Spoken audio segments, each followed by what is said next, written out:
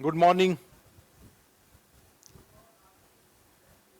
ये आज हमने आपका एक सेशन इसलिए रखना चाहा था कि कल हमने जो सिलेबस डिस्कस किया था उसका सिलेबस में अपने अकॉर्डिंग हमने एक रीअरेंजमेंट ऑफ टॉपिक्स कराया किया था। मैंने जो सिलेबस आरपीएससी ने जो सिलेबस दे रखा है उसमें अभी जो लेटेस्ट आया है उसमें एक जीएसटी, एक नया उन्होंने बजटिंग वाला जो फर्स्ट यूनिट था उसमें एक नया टॉपिक जोड़ा है जीएसटी। वैसे भी पहले से भी तो जो लोक वित्त है, पब्लिक फाइनेंस है, उस पब्लिक फाइनेंस वाले में टैक्सेशन जब करेंगे तो टैक्सेशन में जीएसटी आता ही है। इनडायरेक्ट टैक्स जब करेंगे तो जीएसटी उसमें आता, लेकिन उन्होंने जीएसटी को हाईलाइट कर लिया है ऊपर में सिलेबस में। तो उसको तो ये मैं ये चाह रहा था कि अगर मान लीजिए आप पढ़ना स्टार्ट करना चाहें तो कम से कम आपको एक सब्जेक्ट को लेकर के कॉन्फिडेंस आ जाए, इसलिए हमने इसको एक ये एनालिटिकल सेशन रखा था जो आरपीएससी ने जो इकोनॉमी पीटी का सिलेबस दे रखा है उसके लिए। तो उसमें जैसा कि कल हमने चर्चा आपके बीच में चर्चा किया था, जिसमें यहां पर फर्स्ट टॉपिक हमने एक लिया था मनी एंड बैंकिंग का। मनी एंड बैंकिंग ये टॉपिक लिखवाया था और इसमें बताया था कि आरपीएससी ने कौन कौन से टॉपिक इसमें इंक्लूड कर रखा है। और इसमें एक जो उन्होंने इंपॉर्टेंट एक टॉपिक इंक्लूड कर रखा है वो है मॉनेटरी पॉलिसी, मौद्रिक नीति। मॉनेटरी पॉलिसी एक इंक्लूड कर रखा है।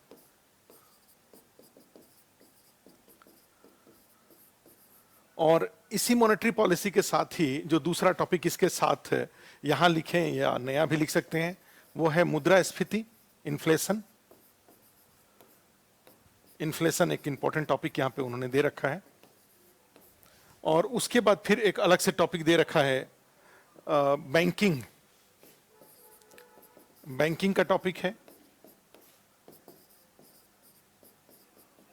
और फिर एक टॉपिक दे रखा है शेयर बाजार, स्टॉक एक्सचेंज या शेयर बाजार, या ये शेयर बाजार ये दे रखा है। तो इस तरीके से इस वाले में 4 टॉपिक दे रखा है। तो चारों टॉपिक के बारे में अगर देखें और फिर साथ में जो सेकंड टॉपिक है उस सेकंड टॉपिक में एक लोक वित्त करके है, उसको बोलते हैं पब्लिक फाइनेंस। टॉपिक का जो मेन हेडिंग होता है वो होता है पब्लिक फाइनेंस। और ये पब्लिक फाइनेंस में सार्वजनिक वित्त, सार्वजनिक वित्त या लोक वित्त ये टॉपिक है। और इसके अंदर में बाकी सारी बातें। तो ये 2 टॉपिक की अगर चर्चा, एक और टॉपिक भी आज डिस्कस कर सकते हैं, वो है उसके बारे में आपको एक लमसम जानकारी मिल जाए। राष्ट्रीय आय, नेशनल इनकम, राष्ट्रीय आय नेशनल इनकम का जो लिस्ट टॉपिक है ये आपके सिलेबस में इंपॉर्टेंट 3 टॉपिक हैं। उसके बाद एक ह्यूमन रिसोर्स वाला है, फिर आपका ह्यूमन रिसोर्स के अलावा एक योजना आयोग, नीति आयोग का है, और फिर वो कृषि, उद्योग और सेवा। तो इस तरीके से आपके जो सिलेबस हैं, तो सिलेबस में यहाँ पर ये जो 3 टॉपिक है इसका मैं जो आपके सिलेबस में दिया हुआ है उसका एक बाउंड्री बनाने की कोशिश कर रहा हूँ। आप उसको देखिए कैसे। जैसे 2 नंबर टॉपिक को ही पहले अगर ले लेते हैं सबसे पहले, तो 2 नंबर टॉपिक में जो सार्वजनिक वित्त है, पब्लिक फाइनेंस, फाइनेंस ये टॉपिक है। सार्वजनिक वित्त हिंदी इंग्लिश मिक्स करके रखेंगे। कोई भी वर्ड ऐसा नहीं होगा जो केवल इंग्लिश में रहेगा, कोई भी वर्ड ऐसा नहीं रहेगा जो केवल हिंदी में रहेगा, सब वो इस तरीके से रहेगा। तो ये लोक वित्त जो आपने दे रखा है, अब इसी में देखो सिलेबस में कैसे होता है, ये सेंट्रल गवर्नमेंट का और स्टेट गवर्नमेंट का जो बजटरी प्रोसीजर है उससे ये टॉपिक डील होता है। ठीक है, ये केंद्रीय वित्त मंत्रालय का और राज्य के वित्त विभाग से संबंधित है ये। ठीक है, और राजस्थान में जाएंगे तो अशोक गहलोत जी ही वित्त मंत्रालय का भार देखते हैं, उन्होंने ही बजट प्रस्तुत किया। और यहाँ पे सेंट्रल गवर्नमेंट में जाएंगे तो आप जानते हैं निर्मला सीतारमन जी यहाँ से जुड़ी हुई हैं। निर्मला सीतारमन जी यहाँ का जो पब्लिक फाइनेंस वाला इशू है सेंट्रल गवर्नमेंट का, उसको वो देखती हैं। ठीक है, तो इस वाले में जाते हैं लोक वित्त में, तो इसका सीधा सीधा एक आपका इंट्रोडक्शन बनेगा, परिचय, और परिचय में ही वो सारे फैक्ट आ जाएंगे।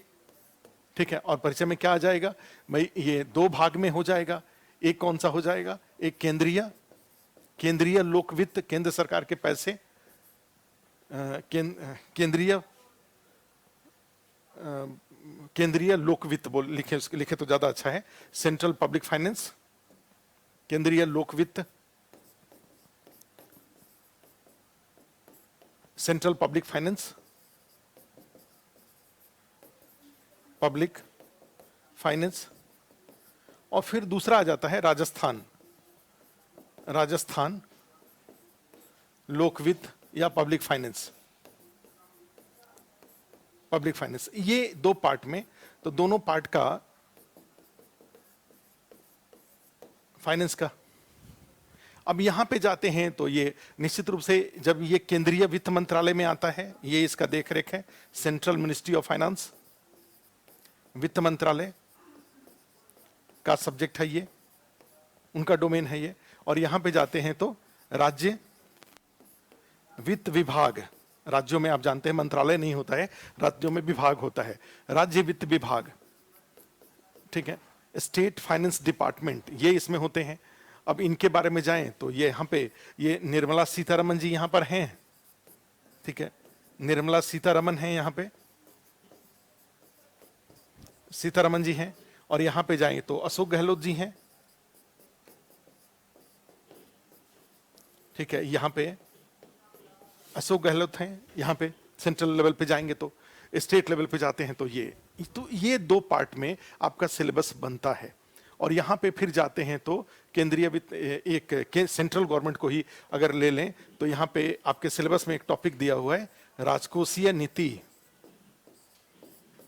ये है फिजिकल पॉलिसी जिसको बोलते हैं, एक टॉपिक होता है फिजिकल पॉलिसी। उसी तरह से स्टेट गवर्नमेंट का भी अपना फिजिकल पॉलिसी है, इनके अपने पॉलिसी, और सेंट्रल गवर्नमेंट का अपना फिजिकल पॉलिसी है, ठीक है। और फिर उसके अकॉर्डिंग चीजें आगे बढ़ती हैं। फिजिकल पॉलिसी का जो डॉक्यूमेंट्स है आप जानते हैं, बजट होता है। ये जो पॉलिसी है, नीति है, वो नीति के जो प्रावधान है वो कहाँ उपलब्ध हैं, कहाँ आप ढूंढने जाएंगे तो कहाँ मिलेगा, तो उसके लिए बजट होता है। जो बजट हर साल जो बजट प्रस्तुत किया जाता है, उस बजट में ही उस साल का जो फिजिकल पॉलिसी है उसके सारे प्रोविजंस इंक्लूड किए जाते हैं। और यहाँ का जो फिजिकल पॉलिसी है उसका भी यहाँ का बजट होता है, स्टेट गवर्नमेंट का जो बजट है वहाँ से आपको स्टेट के सारे प्रोविजंस मिल जाते हैं राजकोषीय नीति के। तो इस तरह से दो पार्ट में है और दोनों पार्ट को हमें जानना है, इसको भी हमें जानना है और इसे भी हमें जानना है, दोनों के दोनों जानना है, ठीक है। तो इसी में आप अगर आगे बढ़ें, अगर सेंट्रल गवर्नमेंट का ही अगर अकेले ले लें तो केंद्रीय लोक वित्त की बात करें तो ये जो सेंट्रल गवर्नमेंट का पैसा है वो कहीं रखा जाता है, सेंट्रल पब्लिक फाइनेंस, ध्यान रखिएगा इंग्लिश में, ये पैसा कहीं होगा और उसको बोलते हैं राजकोष। और यहां पर आपके पीटी के फैक्ट बन जाते हैं। राजकोष मतलब क्या हुआ, पब्लिक एक्सचेकर, पब्लिक एक्सचेकर ये हुआ राजकोष सेंट्रल गवर्नमेंट का। अब ये जो पब्लिक एक्सचेकर है केंद्र सरकार का, इस तरह से राज्य सरकार के भी, माने सेंट्रल गवर्नमेंट के जितने पैसे प्राप्त होते हैं वो कहाँ रखा जाता है, स्टेट गवर्नमेंट के जितने पैसे हैं वो प्राप्त होता है उसको कहाँ रखा जाता है, ठीक है। तो उसमें आप जानते हैं कि फिर यहाँ पे क्या हो जाता है, ये तीन होते हैं, कौन कौन से, एक होता है कंसोलिडेटेड फंड, संचित निधि, कंसोलिडेटेड फंड, दूसरा होता है लोक लेखा, पब्लिक अकाउंट बोलते हैं उसको, और तीसरा होता है आकस्मिक निधि, आकस्मिक निधि होता है, कंटिंजेंसी फंड होता है, कंटिंजेंसी फंड ये कहां होता है, आर्टिकल 2661 में होता है, ये आर्टिकल 2662 में होता है, और ये आर्टिकल 267 में होता है, ठीक है। ये आप जानते हैं, माने सेंट्रल गवर्नमेंट का जो पैसा होता है वो ये तीन खजानों में रखा जाता है और तीनों खजाने के पैसे लाने का, पैसा वहां से खर्च करने का अपना प्रोसीजर है। और उससे यहां से आपको कई तरह के पीटी के क्वेश्चन बन जाते हैं, 1 2 3, इससे रिलेटेड सारे फैक्ट निकल जाते हैं। तो इस वाले में उसके बाद जानते हैं तो तीनों में सबसे इंपॉर्टेंट जैसे कंसोलिडेटेड फंड है आर्टिकल 2661 के अकॉर्डिंग, तो यहां से पैसे खर्च करने के लिए आपको पार्लियामेंट से अनुमति लेना होता है, संसद से अनुमति लेना होगा। और उसी अनुमति लेने की प्रक्रिया को बजटीय प्रक्रिया के नाम से जाना जाता है, procedure to get approval from parliament to make expenditure from consolidated fund is known as budgetary procedure. ठीक है, और वहां जाते हैं तो यहां से बजटीय प्रक्रिया की जरूरत पड़ती है, बजटरी प्रोसीजर की। ठीक है, बजटरी प्रोसीजर, और वो बजटरी प्रोसीजर आपके कई सारे आर्टिकल में हैं, और ये सारे के सारे आपके लिए पीटी का फैक्ट है। आर्टिकल 112, आर्टिकल 113, आर्टिकल 114, आर्टिकल फिर 111, और फिर आर्टिकल और भी दो हैं, 115 और 116, ये भी जानने होंगे। तो इतने सारे बजटरी प्रोसीजर से जुड़े हुए आपके फैक्ट हैं बजट से। और फिर उसके बाद आ जाता है, जब ये बजटरी प्रोसीजर का कंप्लीट कर लेते हैं तो फिर एक नया हेडिंग क्या आ जाएगा, बजट 2021-22।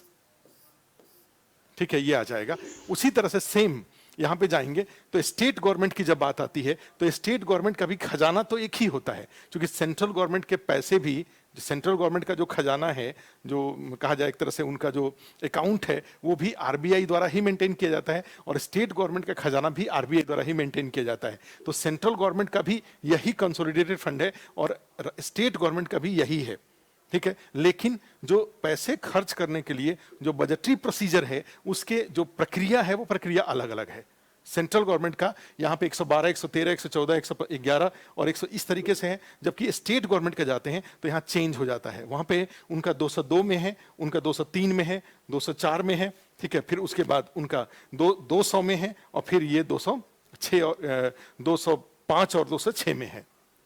ठीक है, अब देखिए क्या है, ये 112, 113, 114, 111 में जो बातें सेंट्रल गवर्नमेंट के बजटरी प्रोसीजर के लिए है, वही स्टेट गवर्नमेंट के लिए जाते हैं तो वो अलग जगह पे दिया हुआ है। और वो क्या हो जाएगा, वो 112 के बदले 202 में है, आर्टिकल 113 के बदले वो 203 में है, 114 के बदले 114 के बदले कहां पर है, वो 204 में है बजटरी प्रोसीजर की स्टेट गवर्नमेंट का। राजस्थान का जो बजटीय प्रक्रिया होगा, बजटरी प्रोसीजर कंप्लीट किया जाएगा, वो इसके अकॉर्डिंग, माने इसके जो आर्टिकल हमने बताया उसके अकॉर्डिंग होगा, सेंट्रल गवर्नमेंट का इसके अकॉर्डिंग होगा। और दोनों का ये बजटरी, बजट से संबंधित जो पार्लियामेंट्री प्रोसीजर है उसको पूरा करने के बाद, ठीक है, मामला कहां चला जाएगा, फिर ये बजट रेडी हो जाएगा। सेंट्रल गवर्नमेंट का बजट 2021-22 हो जाएगा और स्टेट गवर्नमेंट का बजट भी 2021-22 हो जाएगा। अब फिर दोनों की अपनी अपनी विशेषताएं होंगी, इनकी अपनी विशेषताएं होंगी और स्टेट गवर्नमेंट की अपनी विशेषताएं होंगी, जो हम लोग करेंगे। ठीक है, उसमें आता है। तो अब मान लो 1 मिनट के लिए सेंट्रल गवर्नमेंट का ही अगर ये बजट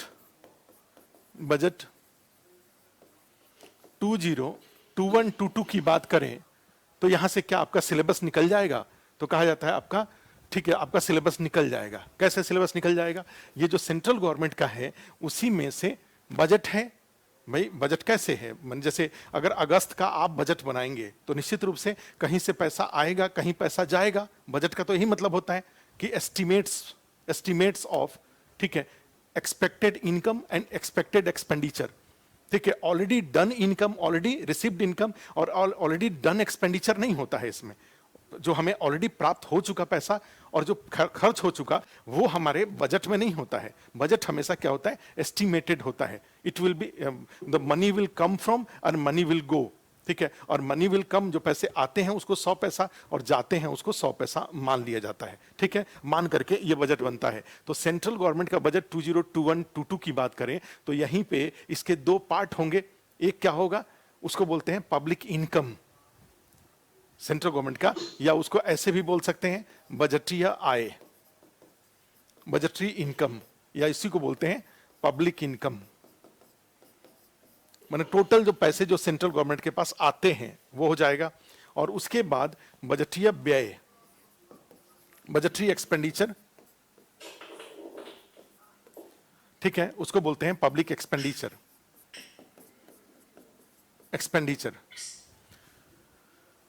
ठीक है, सब लोग म्यूट कर लो अपना ऑडियो। तो बजटरी इनकम, पब्लिक इनकम और पब्लिक एक्सपेंडिचर, या बजटरी इनकम और बजटरी एक्सपेंडिचर, आप जानते हैं कि हमेशा ये 100 पैसा माना जाता है। आप जानते हैं कि हमेशा एक्सपेंडिचर भी 100 पैसा माना जाता है, जिससे कि जो इनकम और एक्सपेंडिचर के बीच में जो डेफिसिट है वो जीरो होता है। और इसीलिए आप जानते हैं 97-98 से बजट में, चाहे सेंट्रल गवर्नमेंट का बजट हो चाहे स्टेट गवर्नमेंट का बजट हो, उसमें बजटरी डेफिसिट नहीं दिखाया जाता है, बजटरी डेफिसिट जीरो हो जाता है। उसके जगह पर एक नया डेफिसिट का कंसेप्ट आया था, उसको बोलते हैं फिजिकल डेफिसिट, राजकोषीय घाटा। ठीक है, कब से? 97-98 से बजटरी डेफिसिट के कंसेप्ट को खत्म कर दिया गया और उसके जगह पे नया कंसेप्ट आया राजकोषीय घाटे का। दोनों का अमाउंट एक ही होता है लेकिन दोनों के नेचर में डिफरेंस है। ठीक है, वो डिफरेंस हम लोग आगे चर्चा करेंगे। तो इसी में से देखो, ये बजट 2021 जो पार्लियामेंट से और बजट 2021-22 जो राजस्थान विधानसभा से पास होके आया है, उसके दो भाग होंगे। कौन कौन से दो भाग होंगे? कहीं से 100 पैसा आएगा, कहीं 100 पैसा जाएगा, और आने जाने के बीच में यहीं से हमारा सिलेबस बन जाता है, सिलेबस निकल जाता है। कौन कौन सा? एक जो 100 पैसा आएगा उसके दो पार्ट होते हैं। कौन कौन से? एक को बोलते हैं राजस्व आय, रेवेन्यू इनकम, रेवेन्यू इनकम,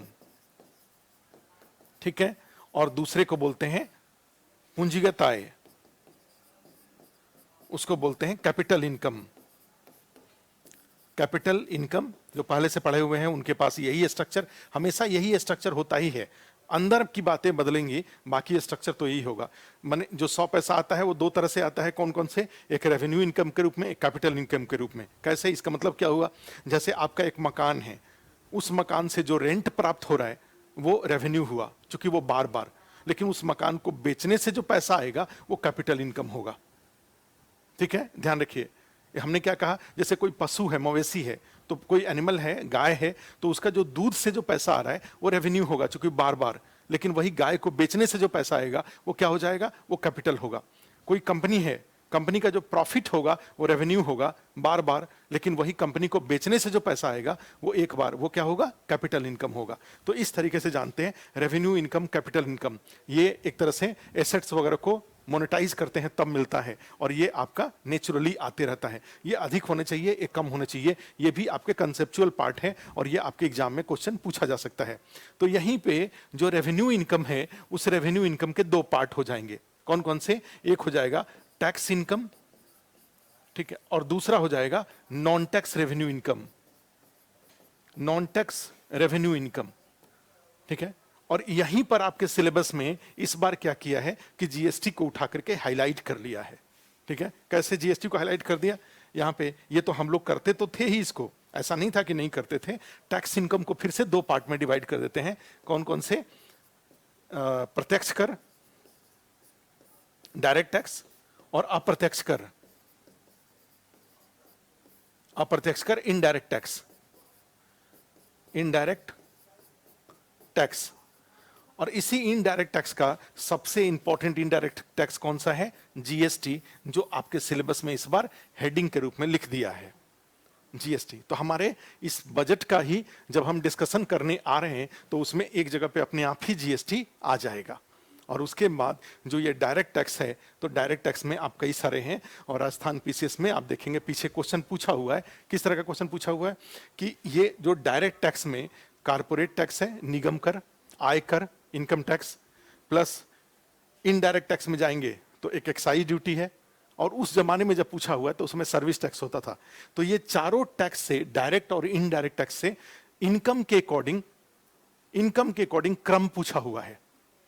ठीक है, तो आपसे आपका सिलेबस कैसे बन रहा है? अगर हम इस तरीके से यहां से लें, अगर मान लो ये पीछे से लेके चलें, केंद्रीय लोक वित्त, सेंट्रल गवर्नमेंट की, हमने क्या किया था? लोक वित्त टॉपिक आपका लिया था, उसमें सेंट्रल गवर्नमेंट का लिया, स्टेट गवर्नमेंट का लिया, और उसके सब एक छोटा सा करके फिर आगे बढ़े तो इसमें गए तो सेंट्रल गवर्नमेंट का जो लोक वित्त है वो खजाने में रखा जाएगा, सेंट्रल गवर्नमेंट का जो पैसा होगा, और वो खजाने 3 हैं।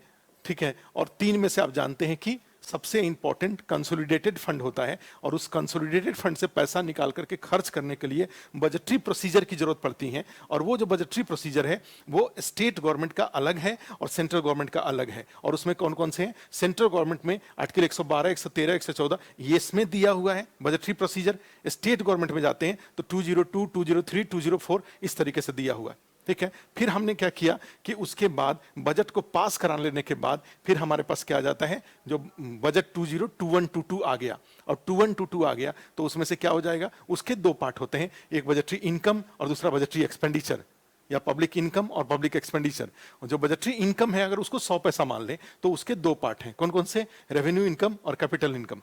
ठीक है, तो रेवेन्यू इनकम में फिर आ जाता है tax income and non tax, और टैक्स इनकम फिर दो पार्ट में बढ़ जाता है, कौन कौन से, डायरेक्ट टैक्स और इनडायरेक्ट टैक्स, और डायरेक्ट टैक्स फिर दो पार्ट में बढ़ जाता है, कौन कौन से, कारपोरेट टैक्स और इनकम टैक्स। और इनडायरेक्ट टैक्स में अभी के टाइम पे जाएंगे तो बजट में 3 टैक्स, अदरवाइज इनडायरेक्ट टैक्सेस को आप जानते हैं कि 17 प्रकार के इनडायरेक्ट टैक्स को जीएसटी में मर्ज किया गया था, सेंट्रल गवर्नमेंट और स्टेट गवर्नमेंट के, लेकिन अभी भी बजट में 3 टैक्स दिखाया जाता है। कौन कौन सा 3 टैक्स दिखाया जाता है, अभी भी जाएंगे तो बजट में 3 टैक्स दिखाया जाता है, और वो 3 टैक्स में जाते हैं तो देखिए,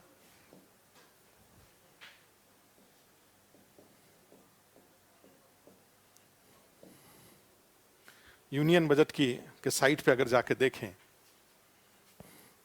तो देखिए आपके इसमें बजट एट ए ग्लांस एक आता है, ये हम जो प्रिंटेड नोट्स है उसमें डाल देते हैं बजट की सारी फीचर। अब देखिए इसमें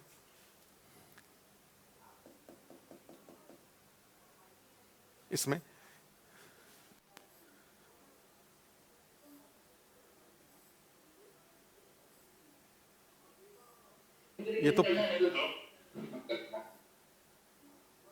ये देखिए इसमें ये रुपया कहां से आता है, वही जो हमने लिखा बजट 2021-22 में पैसे कहां कहां से आते हैं। तो इसमें अभी भी देखो, अभी भी इस बार के बाद जीएसटी है इनडायरेक्ट टैक्स के रूप में, लेकिन अभी भी सेंट्रल गवर्नमेंट का देखिए कि 3 इनडायरेक्ट टैक्स बजट में अभी भी दिखाया जाता है, और वो 3 इनडायरेक्ट टैक्स कौन कौन से हैं, कस्टम ड्यूटी देखिए दिखाया जाता है, सेंट्रल एक्साइज ड्यूटी दिखाया जाता है, और जीएसटी भी दिखाया जाता है। ये 3 इनडायरेक्ट टैक्स अभी भी दिखाए जाते हैं। इसका रीजन है, कारण है, हम लोग क्लास में उसकी चर्चा करते हैं।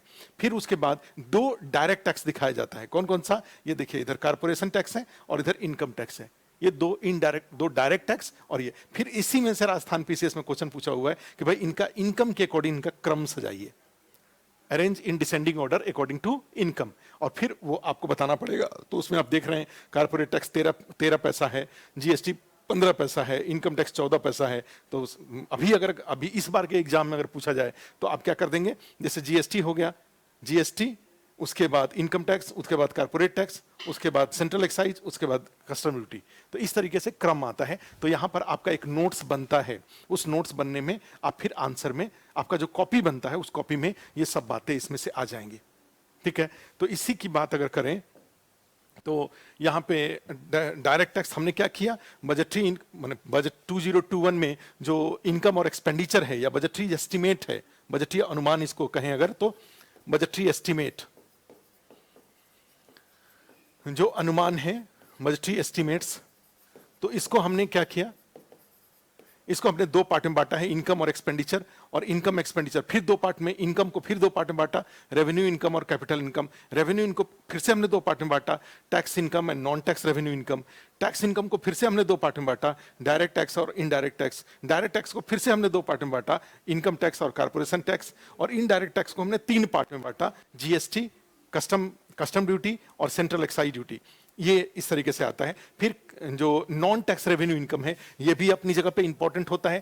क्वेश्चन आपसे आरएएस में पूछ दिया जाएगा, 1 2 3 4 करके क्वेश्चन पूछ दिया जाएगा, और नीचे एक दे दिया जाएगा, इनमें से कौन सा, ठीक है, नॉन टैक्स रेवेन्यू इनकम है, which one is a non tax revenue income for central government और non tax revenue income for Rajasthan government, ये पूछ देगा। गैर कर राजस्व आय, ऐसे सेंट्रल गवर्नमेंट के आय जो कि टैक्स नहीं है लेकिन बार बार मतलब समझ रहे हैं, रिकरिंग इनकम। रिकरिंग इनकम क्या होता है, सैलरी एक रिकरिंग इनकम है, पेंशन एक रिकरिंग इनकम है, मकान का किराया रिकरिंग इनकम है, किसी को कर्ज दिया उससे जो ब्याज है वो रिकरिंग है, वो बार बार आता है। ठीक है, मुर्गी से अंडा रिकरिंग इनकम है, मुर्गी को काट दिया तो वो नॉन रिकरिंग इनकम है, वो कैपिटल इनकम है। ठीक है, ध्यान रखिएगा। तो सारे यहीं पे क्वेश्चन पूछेगा, 4 मान लीजिए दे दिया, लाभांश डिविडेंड, उस तरह से दे दिया, इंटरेस्ट उस तरह से दे दिया, ठीक है, इनकम फ्रॉम यूपीएससी इस ये दे दिया, या commissions received from printing of stamp duty, ये सब इस तरीके से 4 नाम दे देगा और कहेगा कि इसमें से कौन सा नॉन टैक्स रेवेन्यू इनकम है, तो आपको इसे बताना पड़ेगा। दूसरा क्वेश्चन आ जाता है कि 4 टैक्स दे दिया, इनमें से कौन सा अप्रत्यक्ष कर है या कौन सा प्रत्यक्ष कर है, कौन सा डायरेक्ट टैक्स है, कौन सा इनडायरेक्ट टैक्स है, तो वो भी आपको जानने पड़ेंगे। ठीक है, तो यहां से मल्टीपल टाइप ऑफ क्वेश्चन पूछ लिए जाते हैं। कैपिटल इनकम वाला जो पार्ट होता है उसमें 2 ही इंपॉर्टेंट है। कैपिटल इनकम को भी 2 पार्ट में डिवाइड किया जाता है और यहां पे एक फर्स्ट जो है वो है कर्ज से आय, इनकम फ्रॉम बोरोइंग। ठीक है, इनकम फ्रॉम बोरोइंग। और आपने देखा यहां पे, अगर इसको देखेंगे तो देखिए यहां पे लिखा हुआ है उधार एवं अन्य देयताएं, बोरोइंग एंड अदर लायबिलिटीज से जो इनकम हो रहा है वो ऑलमोस्ट 36 पैसा है इस बार। और इसी के कारण वर्ष 2021-22 का जो फिजिकल डेफिसिट है सेंट्रल गवर्नमेंट का, वो जीडीपी का 6.8% है। कितना है वो? 6.8%। कहां मिलेगा आपको? अभी इसी पेज पे जाएं तो देखिए यहां पे डिफरेंट जो बजट में ये 4 ही घाटा दिखाया जाता है जो आपको दिख रहा है। कौन कौन सा दिखाया जाता है? Revenue deficit, effective revenue deficit, physical deficit और प्राइमरी डेफिसिट। ये 4 ही डेफिसिट दिखाया जाता है। और यहां पे देखेंगे तो देखिए फिजिकल डेफिसिट वाले कॉलम में आइए तो देखिए ये 6.8% आपको यहां पे दिखाई दे रहा है। ये वाला देखिए दिखाई दे रहा है 6.8%। ये आपके पीटी पॉइंट ऑफ व्यू से इंपॉर्टेंट हो जाएगा कि भाई वर्ष 2021-22 के लिए सेंट्रल गवर्नमेंट का रेवेन्यू फिजिकल डेफिसिट कितना है, तो कितना है वो? 6.8%। ये आपको जानना पड़ेगा। तो बजट में ये 4 डेफिसिट के बारे में जानना पड़ेगा। वो इनकम वाला जो पार्ट हमने दिखाया पब्लिक इनकम, उसके बारे में जानना पड़ेगा। और उसके बाद फिर जाते हैं, तब देखिए आपके सिलेबस में ये एक्सपेंडिचर वाले साइड में जब जाते हैं तो यहीं पर सब्सिडी लिखा हुआ है। आपके सिलेबस में क्या लिखा हुआ है? यहां पे बजटीय व्यय की बात कर दें। ठीक है, बजटरी एक्सपेंडिचर। और इसी बजटरी एक्सपेंडिचर में आपका क्या लिखा हुआ है? सब्सिडी। और ये जो सब बजटरी एक्सपेंडिचर कई हैं, कैसे? यहां पर भी देखिएगा तो आप देखिए,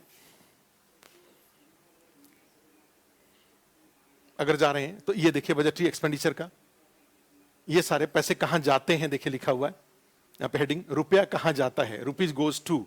और यहां पे जा रहे हैं तो देखिए ये सेंट्रल गवर्नमेंट के 100 पैसे का खर्चा है, तो यहां देखिए एक सब्सिडी यहां नीचे लिखा हुआ है 9 पैसा।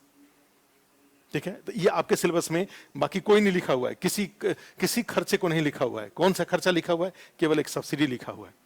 सब्सिडी चूंकि वहां पे पीटी के इफेक्ट बनते हैं तो इसलिए यहां पे सब्सिडी लिखा हुआ है। तो इसमें जाएं तो फिर सब्सिडी, और सब्सिडी में जानते हैं कि इसमें कोई ज्यादा दिक्कत नहीं है।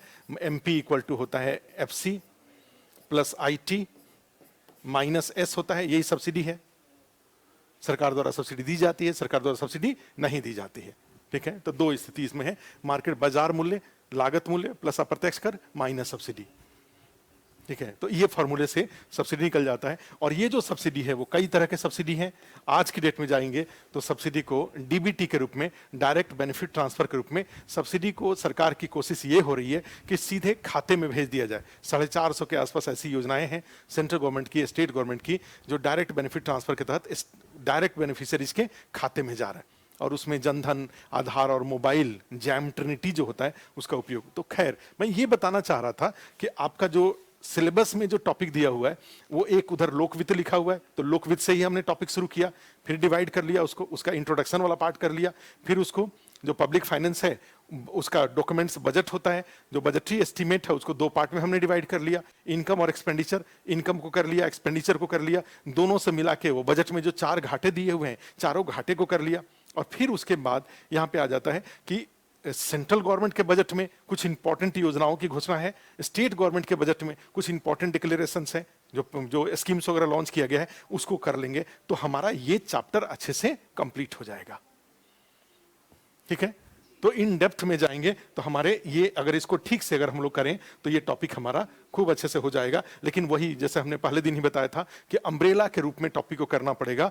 अगर हम फैक्ट में कराने जाएं, जैसे कई जगहों पे लोग एक सेंटेंस में चीजों को रटाते हैं, सीधे पता चला कि जीएसटी देखो कहाँ का जीएसटी है, जीएसटी कहाँ पे हमें मिल रहा है इस टॉपिक में, इस सिलेबस में हमारा जो पब्लिक फाइनेंस का टॉपिक चल रहा है तो उसमें इनडायरेक्ट टैक्स में जाके जीएसटी मिल रहा है। तो बिना इनडायरेक्ट टैक्स को और डायरेक्ट टैक्स की तुलना किए हुए, इनडायरेक्ट टैक्स में अदर जो टैक्सेज हैं उनको जाने हुए सीधे जीएसटी अगर करने लगेंगे तो फिर हमें समझ में नहीं आएगा। और क्वेश्चन भी क्वेश्चन भी ऐसा नहीं है कि सीधे जीएसटी पे जाएगा, क्वेश्चन जो अदर इनडायरेक्ट टैक्सेज हैं उसको शामिल करते हुए भी क्वेश्चन आएगा, जीएसटी पर भी क्वेश्चन आएगा। ठीक है, तो फिर हमें क्या करना होगा, अदर इनडायरेक्ट टैक्सेस भी, अदर डायरेक्ट टैक्सेस भी, इनडायरेक्ट टैक्सेस और साथ में जीएसटी सब करेंगे, तब जाकर के सीधे जीएसटी वाला भी क्वेश्चन हो जाएगा और अदर टैक्स सिस्टम पे क्वेश्चन आएगा, वो भी हमारा हो जाएगा। अब प्लस उसको हम बजट 2021-22 से जोड़ लेंगे, सेंट्रल गवर्नमेंट का, स्टेट गवर्नमेंट का, तो हमारा ठीक है बिल्कुल कंटेम्प्ररी अद्यतन जो अपडेटेड है वो हमारी जानकारी मिल जाएंगी। तो ये आपके लिए एक सिलेबस था जो मैं दिखाना चाह रहा था, फर्स्ट ये बजट और पब्लिक फाइनेंस वाला, तो उसको कर लें। दूसरा जो एक टॉपिक हम लोग अगर ले लें मनी एंड बैंकिंग का, मनी एंड बैंकिंग, यहां पे देखो कैसे है। तो मनी एंड बैंकिंग, मुद्रा एवं बैंकिंग में आप जानते हैं कि जैसे हमने बताया कि भाई इसमें 3 टॉपिक होता है, एक आरबीआई आपके सिलेबस में जो दिया हुआ उसके अकॉर्डिंग देखें तो, दूसरा बैंकिंग और तीसरा स्टॉक एक्सचेंज, शेयर बाजार। और यहां पे और भी बहुत सारी बातें होती हैं। अब जो ये RBI reserve bank of India है, तो जब टॉपिक पढ़ने जाएं तो स्वाभाविक रूप से इसका परिचय हमें इन डिटेल में जान लेना होगा, इंट्रोडक्शन। भाई पीसीएस की बात है, कब आरबीआई की स्थापना की गई थी, आरबीआई कानून कब का है, ठीक है। उसके अलावा जाएंगे तो आरबीआई के गवर्नर, आरबीआई का उसमें जो मॉनेटरी आरबीआई के में रिफॉर्म क्या क्या किया जा रहा है, जैसे मॉनेटरी पॉलिसी कमेटी बनाई गई थी, तो ये सारे, तो एक आरबीआई का फाइनेंशियल ईयर कब का है, तो ये सब, तो यहाँ पे एक आरबीआई का इंट्रोडक्शन हमें जान लें।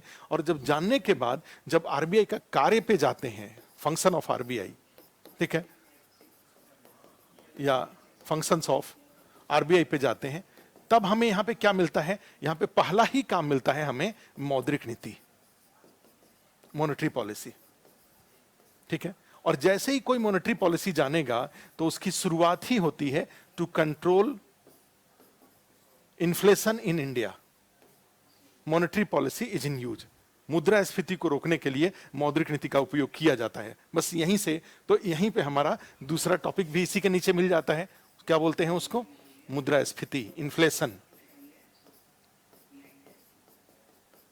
ये मिल जाता है हमें, यहीं पर इन्फ्लेशन मिल जाता है। तो अब तो, और इसके पहले वाले टॉपिक में हमने देखा था, या उसके सिलेबस में जाके देखें, राजस्थान पीसीएस के सिलेबस में, तो यहीं पे एक और टॉपिक लिखा हुआ था, इसके बगल में ही एक और लिखा हुआ था, राजकोषीय नीति, फिजिकल पॉलिसी। तो फिजिकल पॉलिसी है वो तो बजट में है, और मॉनेटरी पॉलिसी ये मनी एंड बैंकिंग वाला टॉपिक में है।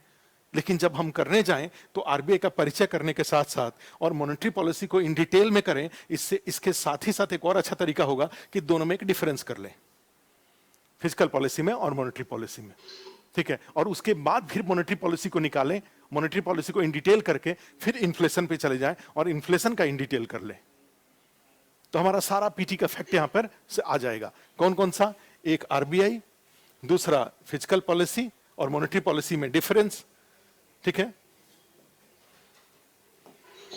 फिजिकल पॉलिसी और मॉनेटरी पॉलिसी में एक जो कंपैरिजन है वो कंपैरिजन कर लें, और फिर मॉनेटरी पॉलिसी को इन डिटेल कर लें, CRR, SLR, double R, triple R, MSF, bank rate, government securities, ये जितनी बातें हैं ये सब कर लें, और फिर इन्फ्लेशन कर लें। इन्फ्लेशन का डेफिनेशन क्या है, इन्फ्लेशन को के कॉजेज क्या क्या है, इन्फ्लेशन को मेजर कैसे किया जाता है, सीपीआई के आधार पे, डब्ल्यूपीआई के आधार पे, सीपीआई डब्ल्यूपीआई में क्या डिफरेंस है, यहाँ पे बेस ईयर का क्या कंसेप्ट है, फिर मॉनेटरी पॉलिसी को ये इन्फ्लेशन को कंट्रोल करने के लिए कौन कौन से उपाय किए जाते हैं, फिर डिफरेंट टाइप्स ऑफ इन्फ्लेशन।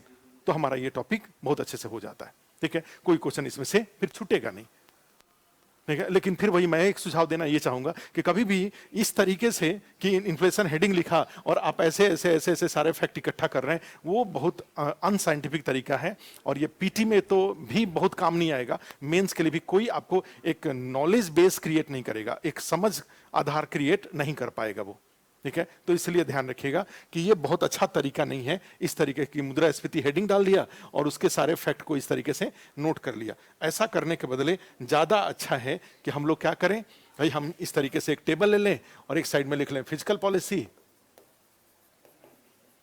ले लें, राजकोषीय नीति, दूसरी साइड में मॉनेटरी पॉलिसी ले लें, दोनों में कंपेयर कर दें, दोनों बड़ा इंपॉर्टेंट पॉलिसीज हैं, ठीक है। ये तरीका ज्यादा अच्छा है। भाई इसके साथ क्या होता है, ये वित्त मंत्रालय द्वारा जारी किया जाता है, मिनिस्ट्री ऑफ फाइनेंस वित्त मंत्रालय है, और इसको आरबीआई की आरबीआई की ओर से एमपीसी द्वारा जारी किया जाता है, मॉनेटरी पॉलिसी कमेटी द्वारा भी जारी किया जाता है। ठीक है, इसका उद्देश्य फिजिकल पॉलिसी का उद्देश्य होता है, इसमें जाएंगे तो भाई जीडीपी ग्रोथ कराना, मुख्य रूप से जाएंगे तो सारे समावेशी विकास के माध्यम से जीडीपी ग्रोथ कराना, माने जीडीपी ग्रोथ एक ऐसा जीडीपी ग्रोथ जिसका बेनिफिट सबको मिलता हो, ये फिजिकल पॉलिसी का। और इसीलिए देखते होंगे कि जो फिजिकल पॉलिसी का डॉक्यूमेंट्स बजट है तो उसमें आपके सोशल एक्सपेंडिचर भी उसमें आते हैं, इकोनॉमिक एक्सपेंडिचर भी आते हैं, इंडस्ट्री भी है, एग्रीकल्चर भी है, कमजोर जो वीकर सेक्शन ऑफ सोसाइटी है वो सब है। तो जीडीपी ग्रोथ में इसमें क्या आ जाता है, माने समावेशी, एक तरह से कहा जाए समावेशी विकास, इंक्लूसिव ग्रोथ अब टारगेट है फिजिकल पॉलिसी का, ये इसमें होता है, इंक्लूसिव ग्रोथ बोलते हैं उसको। और यहां पे जाते हैं तो भाई इसका मेन काम हो जाता है कि मुद्रास्फीति को नियंत्रित करना, स्फीति को नियंत्रित करना। ठीक है, इसमें जाएंगे फिजिकल पॉलिसी के माध्यम से, जैसे आय बढ़ा करके, आय और व्यय को बढ़ाना इसका होता है, इनकम और एक्सपेंडिचर को बढ़ा करके ये टारगेट अचीव करने की कोशिश करते हैं ये। और इसके लिए क्या होता है, मुद्रा प्रसार का उपयोग करके, इसके लिए एक तरह से कहा जाए कि ब्याज दर, जो रेट ऑफ इंटरेस्ट है, वो इंटरेस्ट को रेगुलेट किया जाता है मॉनेटरी पॉलिसी से, ब्याज दर को रेगुलेट किया जाता है। ठीक है, और फिर इसमें जाते हैं तो और इसमें मुद्रा का क्या करते हैं, करेंसी को या तो फैलाना या तो इसको माने करेंसी के फ्लो को, मुद्रा के प्रसार को, इसको इस तरीके से देखें तो ज्यादा अच्छा हो जाएगा। मुद्रा का जो प्रसार है उसको या तो बढ़ाते हैं या तो घटाते हैं। भाई करेंसी मार्केट में अधिक है तो हटा करके टफ मॉनेटरी पॉलिसी, और करेंसी मार्केट में अगर कम है तो लिबरल मॉनेटरी पॉलिसी के थ्रू करेंसी फ्लो बढ़ाते हैं। ये टफ मॉनेटरी पॉलिसी में ऐसे कदम उठाते हैं, सीआरआर, एसएलआर, रेपो रेट, सबको, कि जिससे कि रेट ऑफ इंटरेस्ट बढ़ जाए और मार्केट से करेंसी हट जाए। और दूसरा तरीका यह हुआ कि लिबरल मॉनेटरी पॉलिसी में ऐसे जो मॉनेटरी टूल्स हैं उसको यूज करते हैं जिससे रेट ऑफ इंटरेस्ट क्या हो जाए, रेट ऑफ इंटरेस्ट घट जाए, और रेट ऑफ इंटरेस्ट घट जाए तो करेंसी का फ्लो मार्केट में बढ़ जाए। ठीक है, तो ये करेंसी को बढ़ा के घटा के मुद्रा माने मार्केट में प्राइस कंट्रोल करते हैं। और इनके द्वारा है कि इनकम एक्सपेंडिचर, या एक तरह से कहा जाए कि व्यय को बढ़ा करके, एक्सपेंडिचर बढ़ा करके ये ग्रोथ हासिल करना चाहते हैं, और ये करेंसी के फ्लो को कंट्रोल करके, ठीक है, जीडीपी ग्रोथ बढ़ाना चाहते हैं, इसमें जाएंगे। तो इस तरीके से दोनों में फिजिकल डेफिसिट, फिजिकल पॉलिसी और मॉनेटरी पॉलिसी में इस तरीके से नीचे तक और कई सारे इसमें डिफरेंसेज आ जाएंगे। और डिफरेंस अल्टीमेटली क्या है, दोनों पॉलिसी, केवल डिफरेंस खोजने की जरूरत नहीं है। फिजिकल पॉलिसी का उद्देश्य भी है देश से गरीबी को हटाना, भाई इकोनॉमिक डेवलपमेंट के थ्रू गरीबी हटाना, और मॉनेटरी पॉलिसी का भी उद्देश्य है कि इन्फ्लेशन को, प्राइस राइज को कंट्रोल करके देश में गरीबी को कम करना या गरीबी को बढ़ने से रोकना। क्योंकि मान लीजिए यहां पे क्या होता है, भाई 100 रुपए का चीज अगर 200 का हो जाए तो ऑटोमेटिकली पहले जो 100 रुपए के नीचे वाले सारे गरीब थे, अब अगर 100 से 200 हो जाएगा तो इससे क्या हो जाएगा, 100 से 200 के बीच वाले जो लोग थे वे सब भी गरीब हो जाएंगे, नए गरीब। और ऐसा कैसे होगा, भाई आरबीआई क्या करे कि पहले जितनी करेंसी है उसको, उसके डबल करेंसी छाप करके बाजार में डाल दे, सबके पास पैसे बढ़ जाएंगे। तो पैसे बढ़ जाएंगे तो ऑटोमेटिकली डिमांड बढ़ेगा तो प्राइस बढ़ जाएगा, प्राइस बढ़ जाएगा। तो ऐसे सारे लोग जो अब 100 से 200 के बीच में जिनका इनकम था वे सारे नए गरीब हो जाएंगे। ठीक है भाई, दीपिका अपना म्यूट करिए। ठीक है, तो ये इसमें आप देखेंगे फिजिकल पॉलिसी, मॉनेटरी पॉलिसी में। तो ये भी आपका सिलेबस है, आपके सिलेबस में जो ये टॉपिक था, तो उसको हम लोग जब आरबीआई वाला पार्ट यहां पे करें तो उसका आरबीआई का परिचय, फंक्शन, मॉनेटरी पॉलिसी कर लें। और जब मॉनेटरी पॉलिसी करें तो आरपीएससी के सिलेबस के अकॉर्डिंग मॉनेटरी पॉलिसी और फिजिकल पॉलिसी को एक साथ कंपेयर कर लें। फिजिकल पॉलिसी को बजट के साथ डिटेल में कर लें, मॉनेटरी पॉलिसी को अपनी जगह पे डिटेल में कर लें, और फिर इन्फ्लेशन कर लें।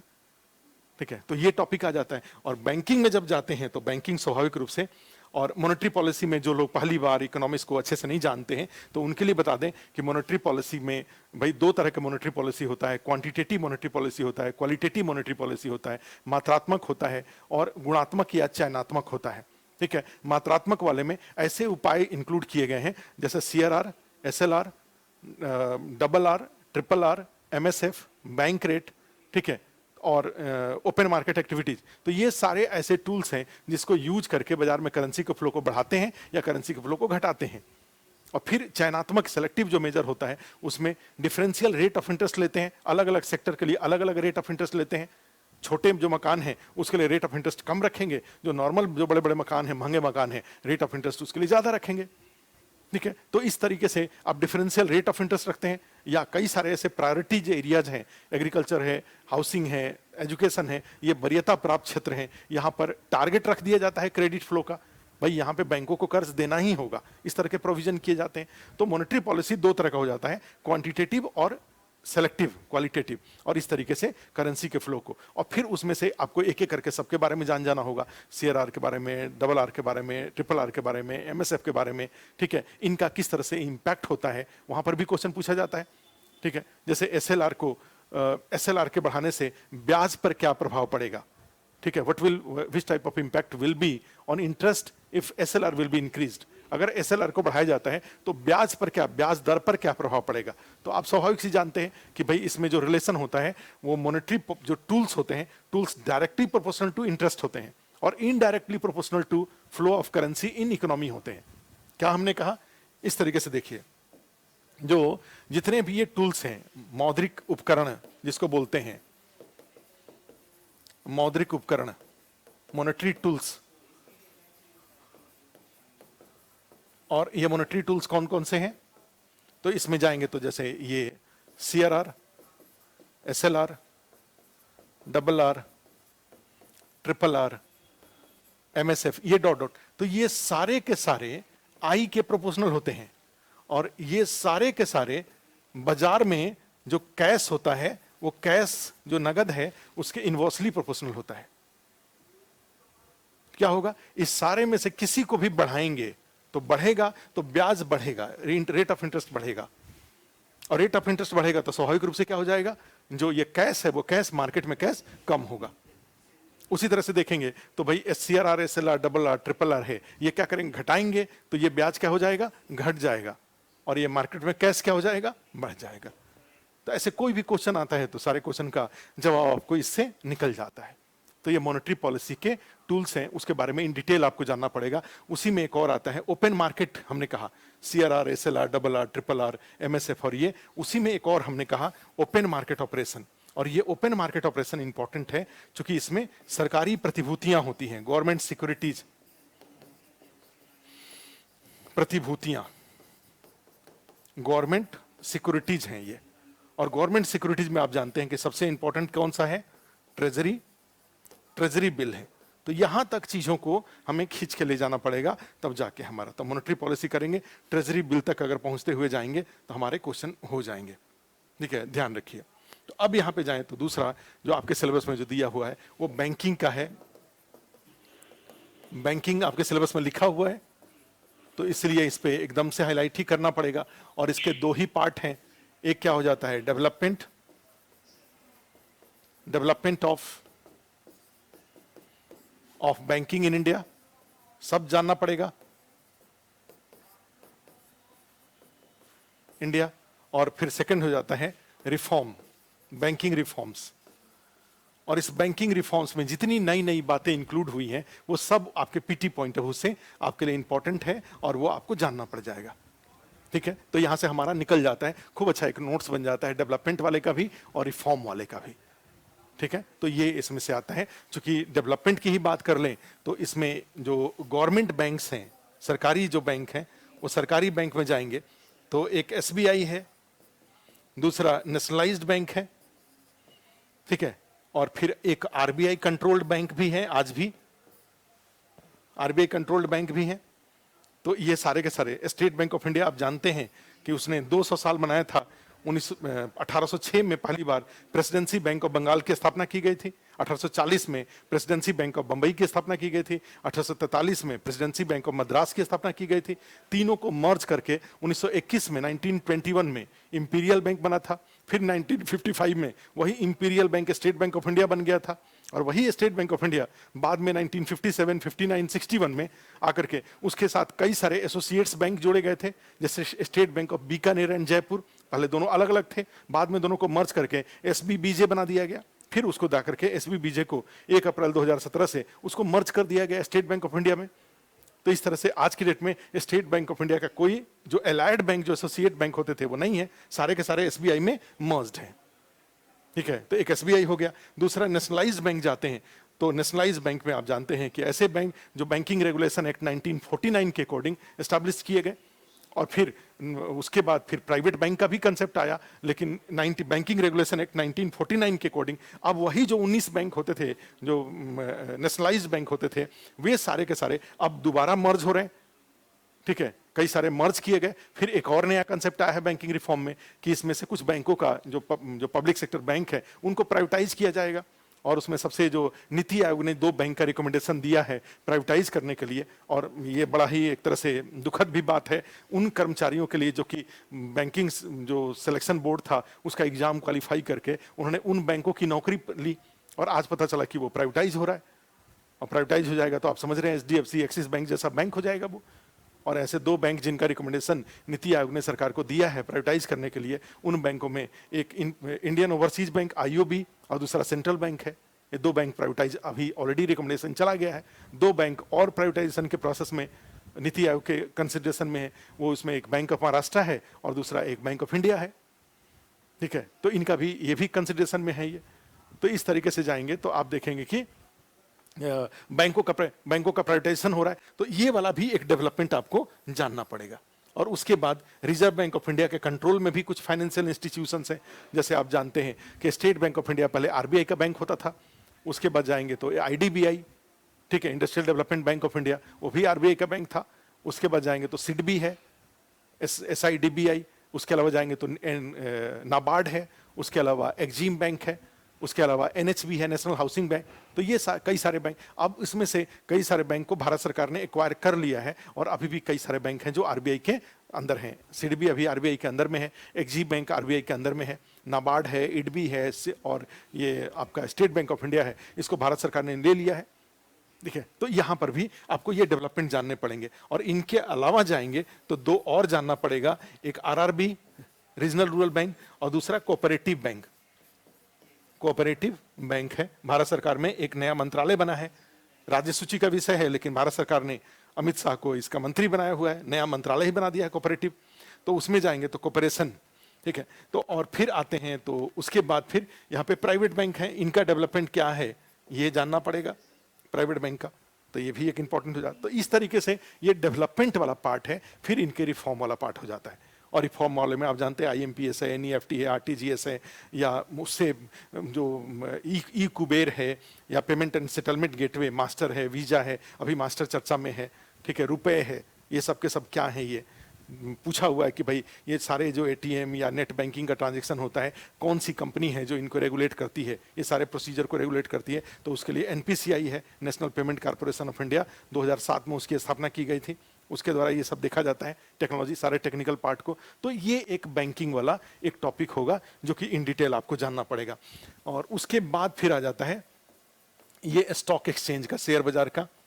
और अभी कहा जाता है कि इंडिया में एक ही चीज जो सबसे तेजी से दौड़ रहा है, ठीक है, वो दौड़ रहा है, 2 चीज भारत में से, 3 चीज भारत में सबसे तेजी से दौड़ रहा है। वो एक होता है स्टॉक एक्सचेंज, ठीक है, किसी को समझ में नहीं आ रहा है कि क्यों तेजी से आगे बढ़ रहा है। भाई इकोनॉमी चारों तरफ, इकोनॉमी रिसेशन में है, इकोनॉमी कोरोना के कारण बंद है, और शेयर बाजार बड़े तेजी से आगे की तरफ बढ़ रहा है।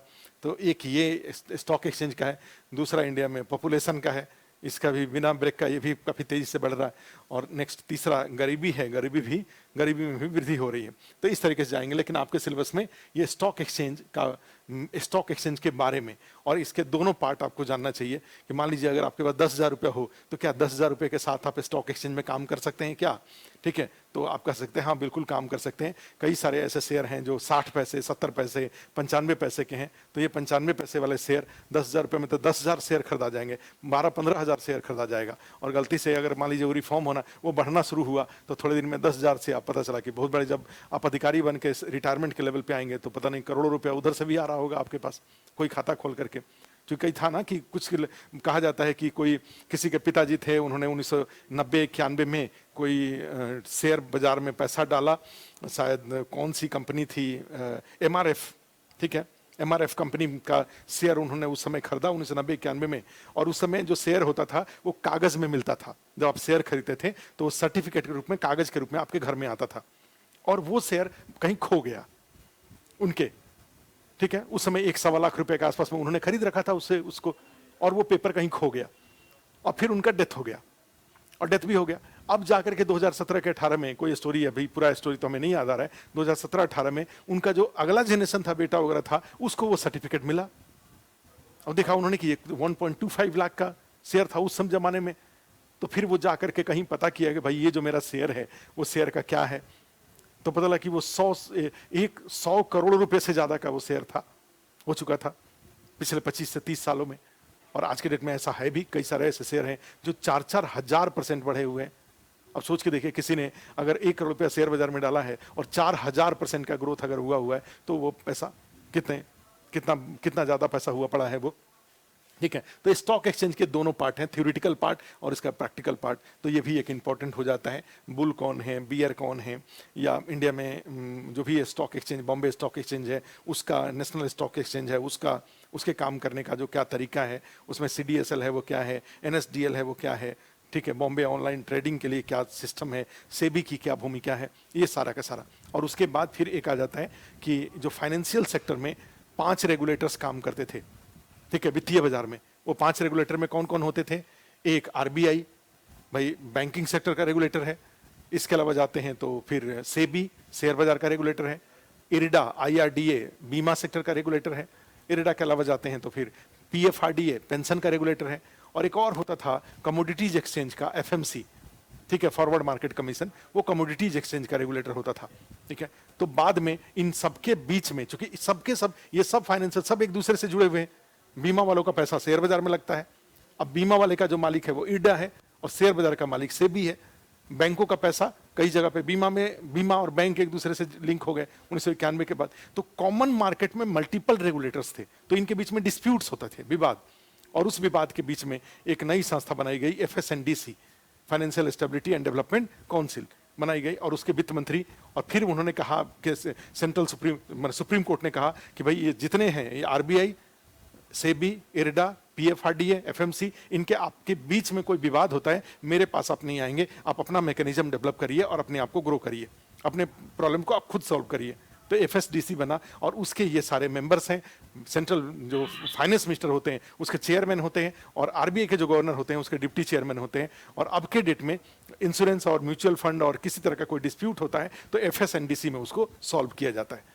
और बाद में फिर 2015 में आप जानते हैं कि सेबी और FMC को मर्ज कर दिया गया, और अब सेबी ही कमोडिटीज एक्सचेंज और स्टॉक एक्सचेंज दोनों को रेगुलेट करता है। इसलिए आप टेलीविजन में जाते हैं तो देखिए नीचे पट्टी जो चलते रहता है, उसमें पहले उसका चलता है, पहले स्टॉक जो एक शेयर है टाटा का या रिलायंस का या अदानी का, ये सब शेयर चलते रहते हैं। और जैसे ही वो खत्म होता है फिर कमोडिटीज शुरू हो जाता है। कमोडिटीज में जो मसाले हैं या जो सीरियल्स हैं या जो मेटल्स वगैरह हैं वो सब चलने शुरू हो जाते हैं, ठीक है। तो अब के डेट में सेबी दोनों मार्केट को रेगुलेट करता है, स्टॉक एक्सचेंज को भी और इनको आपके जो कमोडिटीज एक्सचेंज है उसको, दोनों को रेगुलेट करता है, ठीक है। तो इस तरीके से ये हमारा पब्लिक फाइनेंस का और इसका टॉपिक है। नेशनल इनकम वाला जो टॉपिक है, तीसरा वाला जो टॉपिक है, वो भी आपके लिए बड़ा इंपॉर्टेंट है। और उसका जो स्ट्रक्चर आ जाता है, उस स्ट्रक्चर में नेशनल इनकम वाले में national income and related concept वाले में जाते हैं तो इसमें कई सारी बातें आ जाती हैं। एक तो इंस्टीट्यूशंस, जो ऑर्गेनाइजेशन, संगठन इसमें जो काम कर रहे हैं उनके बारे में जानना होता है।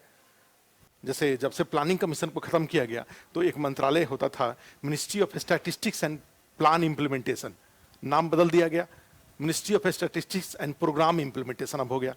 और उसके मंत्री जितेंद्र सिंह हैं, वो उसके मंत्री हैं। और उनके मंत्रालय, उस मंत्रालय का काम ही होता है डेटा कलेक्शन।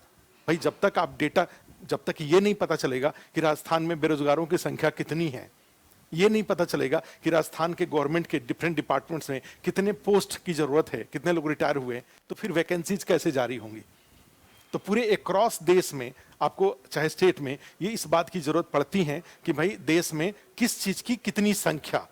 तो ये संख्या जानने का काम, जो डेटा गैदर करने का काम के लिए जो संबंधित मंत्रालय है वो ministry of statistics and programme implementation है। सांख्यिकीय एवं योजना सांख्यिकीय एवं कार्यक्रम क्रियान्वयन मंत्रालय है, ठीक है। और उसके अंदर में आप जानते हैं सीएसओ और एनएसएसओ, सेंट्रल स्टैटिस्टिकल ऑफिस और नेशनल सैंपल सर्वे, ठीक है, ऑफिस, ये दोनों काम करते थे। पहले तो ऑर्गेनाइजेशन थे, बाद में इनको ऑफिस के रूप में कन्वर्ट कर दिया गया। तो एनएसएसओ और सीएसओ और दोनों को मिला करके अभी 2019 से एक नया बना दिया गया है एनएसओ, नेशनल स्टैटिस्टिकल ऑफिस। और अब सीएसओ एनएसएसओ की जगह पे एनएसओ के द्वारा ही, क्योंकि कई बार ड्युअलिटी होती थी, सीएसओ के बहुत ज्यादा क्लियर कट डिवीजन नहीं होता था कि सीएसओ को क्या सर्वे करना है और एनएसएसओ को क्या करना है, तो इनमें एक डिस्प्यूट रहते थे, तो उसको दोनों को क्या मर्ज करके एक नई संस्था बना दी गई। और उसके द्वारा फिर, ठीक है, और उसके द्वारा क्या क्या क्या निकाला जा रहा है आज के डेट में, जीवीए, जीडीपी, जीएनपी, एनएनपी, और एनएनपी से नेशनल इनकम, और इनसे फिर पर कैपिटा इनकम ये हो जाता है। और यहां का भी डेटा आपको चाहिए, इस जीवीए का भी ग्रोथ चाहिए, जीडीपी का भी चाहिए, और जीडीपी में फिर 3 सेक्टर्स हो जाते हैं, प्राइमरी, सेकेंडरी और टर्शियरी, और इनसे रिलेटेड सारे डेटाज और सारी बातें। तो ये भी आपके एग्जाम में क्वेश्चन पूछा जाता है, आपके सिलेबस में दिया हुआ है। तो ये सब मिला करके अब प्लस योजना आयोग, नीति आयोग, और इसके अलावा ह्यूमन रिसोर्स, और फिर एग्रीकल्चर, इंडस्ट्री और सर्विसेज से रिलेटेड सारे जो फैक्ट हैं, तो ओवरऑल एक ये सिलेबस का स्ट्रक्चर बनता है, जिसको कि हम लोगों को हम क्लास में करने की जरूरत पड़ेगी। और एक एक करके अब नेक्स्ट क्लास में जब हम लेंगे, तो नेक्स्ट क्लास में हम आपका वो ले लेंगे, अब क्लास शुरू कर लेंगे। तो जैसा व्हाट्सएप ग्रुप में जैसा आप बताएंगे, ठीक है, तो उसमें हमने व्हाट्सएप ग्रुप में तो काफ़ी लोग जुड़े हैं, लेकिन क्लास में भी सब लोगों को आना चाहिए। तो जो भी लोग व्हाट्सएप ग्रुप में जुड़े हुए हैं, तो हमने बताया कि अगर व्हाट्सएप ग्रुप से 9540444460 ये नंबर है, इस नंबर पे कॉल करके अपना व्हाट्सएप ग्रुप जो बना हुआ है उससे जुड़ जाइए, और जुड़ करके उसी से सब हम लोग कम्युनिकेट करेंगे आपस की बातें, जो भी प्लान होगा। और फिर यहाँ पे जो लोग व्हाट्सएप ग्रुप में जुड़े हैं, उनको अगर लगता है, चूंकि इकोनॉमिक्स में हमने इसीलिए एक नॉमिनल फी रखवाया है यहाँ पे, जिससे कि अधिक से अधिक लोग जो 2018-17 जो पुराने नोट्स जिनके पास हैं, वो इसको एक नए सिरे से उसका रिवाइज भी हो जाए और अपडेट भी हो जाए वो, ठीक है। तो इसलिए हमने एक नॉमिनल फी रखा हुआ है, और उस फी के थ्रू हम लोग फिर इसको कवर कर लें। तो जो लोग हैं, जो ऑलरेडी जुड़े हुए हैं, वो उनके जितने जान पहचान के लोग हैं, वो उससे भी व्हाट्सएप ग्रुप में उनको जुड़वा लें, और फिर जुड़वा करके क्या,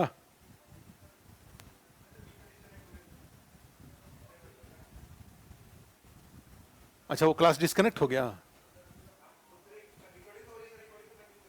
ठीक है। तो ये हम लोग फिर इसको इस नंबर से जुड़ करके, और उसमें जो लोग जुड़े हुए हैं वे सारे के सारे लोग फिर आगे अपना जो उनके जान पहचान के हैं, तो ये एक नॉमिनल फी रखा हुआ है, तो उसके साथ आप इस क्लास को करिए, इस क्लास को हम लोग कंप्लीट कर लेंगे, ठीक है। तो ये आज के लिए इतना ही, फिर हम लोग नेक्स्ट आपको ग्रुप से ही सूचना दे देंगे और इस क्लास को फिर स्टार्ट कर लेंगे, ठीक है। Thank you.